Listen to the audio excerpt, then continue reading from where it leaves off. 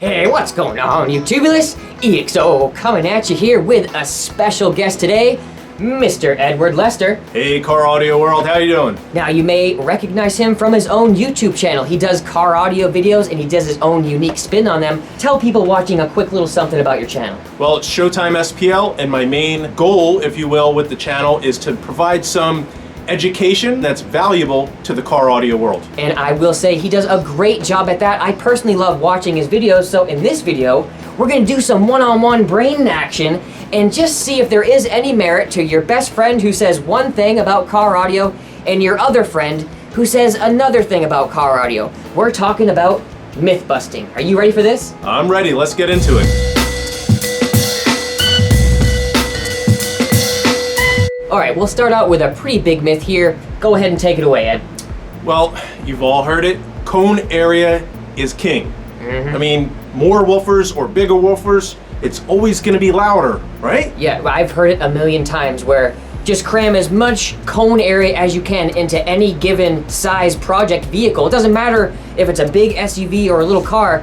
The general consensus is on forums and Facebook is that as long as you have tons of cone area, it's going to be loud no matter what. Well, I don't know if you guys out there have tested this or played around with different systems. I found it to not be true. In fact, because systems keep getting bigger and bigger, that observation is even more noticeable today because people want to get bigger and bigger 12, 18s, big subs, then they end up downsizing. Right. And how about, the size of the vehicle itself?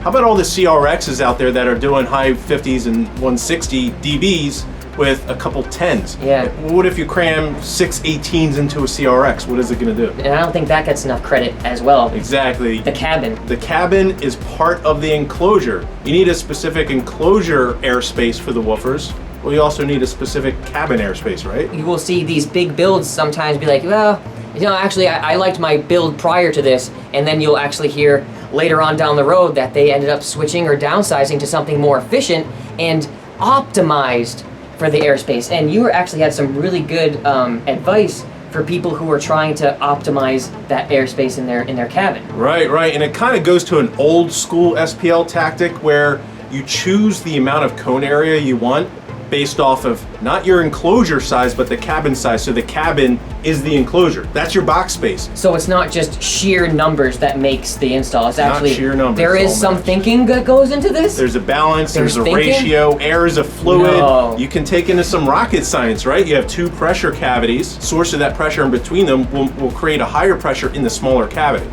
And if that's your cabin where the sensor is and where the people sit, that should be louder. Would you say you've seen builds that have too much cone area? Have you seen that? Yeah, and everything's getting choked off. Or they have, 6 18s with a little tiny port. There's a ratio with the port too. The port acts as a radiating surface. It's like more cone area. There's kind of a sweet balance too between having just as much, having enough cone area to do the hair trick and having enough cabin to actually accept that pressurized zone. And also, not all cone area is created equally. There's motor force that some people don't take into consideration, where not all 218s are gonna be equivalent. You made a great point one time on one of your videos where, port placement has a lot to do with this as well. Oh, sure. I mean, that has to do with the cabin, also how it works in the cabin and wave alignment. Probably so many people right here are like, holy crap, I don't fully understand this. But actually, it's the basic principles that you can kind of take and escalate them into different areas of your build. If they're dreaming about getting louder and they're saving up money to buy more and more woofers and more amps, they don't have to do that. Instead of spending more money, you can just play with your enclosure and tune the port better and figure out a balance of the actual airspace and woofers you have available right now. Yeah, and even not to name drop or anything, but JP, remember he had 10 18s back in spring break 2013? Yeah, in the old blue Tahoe. In the old blue Tahoe. And I would venture to say that now with his 6 18s, he is louder, more efficient. That's 4 less drivers. So there's a great example of just someone who realized that, hey, maybe my Tahoe doesn't want 10, maybe 6. Right. Could be better. So cone area isn't always king.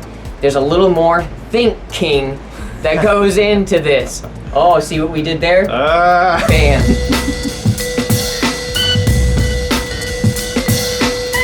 All right, a lot of good information in that one. However, we have more myths on the list Hard to say, but let's get off to the second one. All right, I'm sure that you have all been in this boat before, especially if you posted a clip online. It's people saying that your subwoofer size determines your subwoofer sound. So much so that to say that 18s and 15s just can't reproduce music like a 10 or a 12. Have you heard that before? Oh yeah, so many. And what part of that is they say 18s are slower than 10s? Slower. Yeah.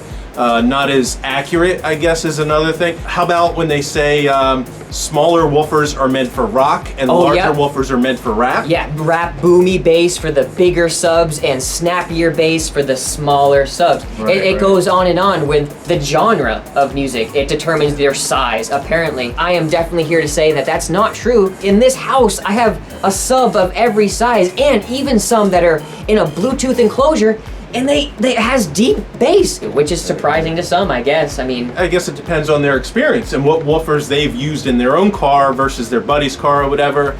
I know, quick story, I was doing car audio stuff in my bedroom. I used 8-inch Pioneer IMPP woofers. These are from, like 1993 or something. I was like 13 years old then. But I would play 20 hertz and walk around the house and see all the windows and walls vibrating. According to this myth, 8s shouldn't be able to play 20 hertz. They're too high pitched of a woofer or something like that. You know, they don't move slow enough, or I don't know. They're not large enough to create that big of a wave off of it. I have a funny story on that, like, because with all my installs ever since the beginning have been 18s, I'll play music like double pedal metal music. And people will say it's like a travesty against mankind that I'm even trying to do this. But in those videos, it sounds just as accurate, if I would say, as a 12 or a 10. And I want to say that I've heard some 10s and 12s have more booby bass than 18s. Yeah. And it's all according to how you design and tune. To really quick get into more technical aspects of how the suspension of the woofer is tuned, you have the moving mass of the cone and the coil assembly. Just because it's a bigger radiating cone doesn't mean you can't tune that suspension and the motor structure and everything tuned to play music at a specific frequency. You can have an 8-inch that plays between 20 hertz and 500 and an 18-inch that plays between 20 and 500 hertz, all depending on how that structure is designed. Exactly, and there's terms that come along with that, like subwoofer compliance, which comes along with different levels of stiffness. They have those ratings listed for you to actually look at. Oh yeah, QMS, QES, you have the electrical compliance, how the coil actually dampens and controls excursion, and the mechanical, which is the surround and spider, the suspension part. So all those numbers that may I'll plug those in another day. Well, maybe you should try to do it today, and maybe it can make a difference, and maybe you're one of those people who argues time and time again that big subs just can't do it. Yeah. Maybe it can be fixed. And don't listen to your buddy that says get 18s if you listen to rap. It all will work.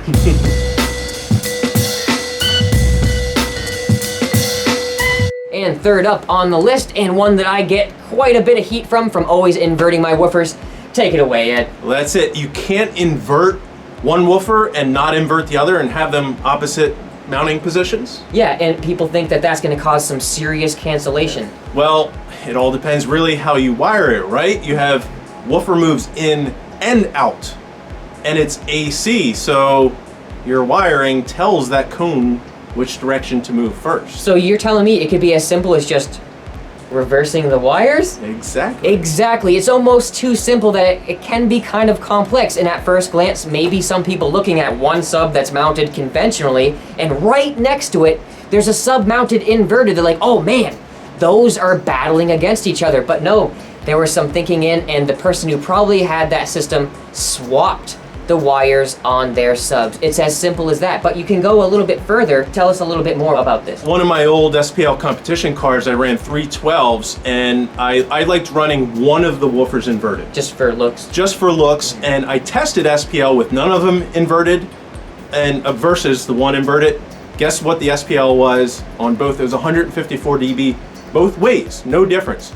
The other thing with the movement, I think some people talk about the difference in airspace. You think about a cone, how deep it is, it's really not much, and the displacement of the motor inside the box, it does differ, but it's such a small amount that 1/12 didn't make a difference. And electrically speaking, like we said, you could just flip one wire. Now it's slightly different than phase, where phase can be adjustable in many ways, has to do with timing. In degrees of right, so 180 degrees. degrees out of phase is really You know? basically the same thing. But kind of the same thing. But in the case of, say, David Moore's setup that we saw on this channel, that would not be advantageous because some were kind of staggered. So in those cases, flipping the wires around is his only bet to make them all work together, because obviously there's some that were different. Do you mind if I give these guys an SPL tip? Let's get as many SPL tips crammed into this as possible. So I don't know if people still do this, but back in the day, and this especially worked in a flat wall, where if you had a bunch of woofers stacked and you're trying to get the highest score possible, you would test your burp with your wiring in one direction. So maybe the woofers moved out first during your test tone. And then you flip them so the woofers move in first during your test tone. And actually doing that, I've gained at least a quarter dB. Oh wow! Flipping the wires. So now, and would you say that has something to do with how the bass matures on the way to the meter? Either that, the wave, and the port loading itself. I think with all that is play around with your system, and don't listen to your buddy that says don't put your woofer backwards. That's gonna mess things up. And blah, blah, blah, all that. You're not gonna get loud if you have inverted woofers. They're always gonna cancel each other. Don't invert your woofers. Yeah, well, we've heard it all, and I think that one can pretty much be swept under the rug. Exactly.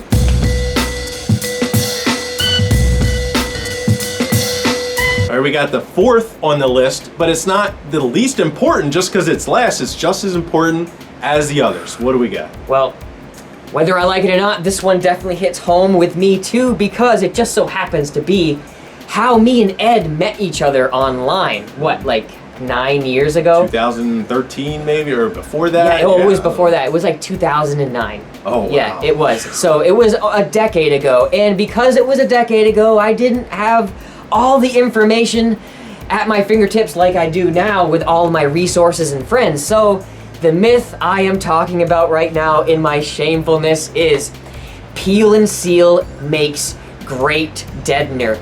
I learned the hard way that is just not the case, and that's what my man was trying to tell me the whole time. Yeah, and now I do have to, and I could take this as an opportunity to publicly apologize, because I kind of came off as a jerk in those comments, and I really feel bad. I was a little bit different back then, and it was almost a pet peeve, because like at the time I was on the forums and I would hear that like all the time, and I kind of took it out on the comment section. Well, yeah, here's this newbie, brand new on the scene, freaking posting up peel and seal like it's his day job, and he was constructive toward his like third comment, so he kind of brought me into the whole like maybe there is something to this, and it was good to know. And here we are 10 years later talking about it, the fact that maybe there's other brands that have, you know, there's alternatives out there that have thicker deadening qualities and also won't fall down after like freaking just a handful of years, which was my problem.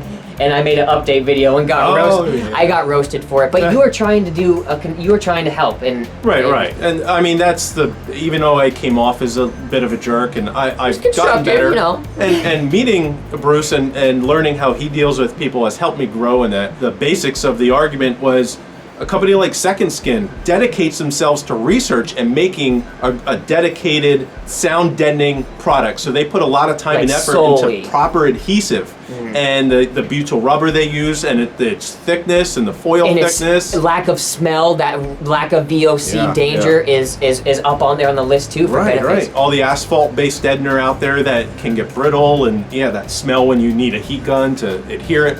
Yeah, or even just the constraining layer itself. I mean, the fact that the thickness is so different, you know, it does have its purposes. If you absolutely need it just to do a little bit of tin takeaway, sure. But if you're looking for that rigidity and a high quality product at that, I'm a Second Skin guy now, and I had it to a slow transition, and it was thanks to people like Ed who kind of, live, let's bring it back on live. There we go. Yeah, keep it going. Yeah. And it's people like Ed that kind of help introduce you to new products. And if it wasn't for him, I mean, I've been partnered with Second Skin for friggin' 10 years now. So that has a lot to do with Ed's inspiration on that video. Even though at first I was a little sensitive and I was like, oh man, like I'm an idiot. I kind of felt like I felt a little, you know, embarrassed that I didn't exactly know what I was doing, and I bet many people go through that along the way too. But yeah, I guess so. You dig your heels in when you want something, and again, I kind of came off wrong. So take that a lesson, people out there. You can be constructive and not,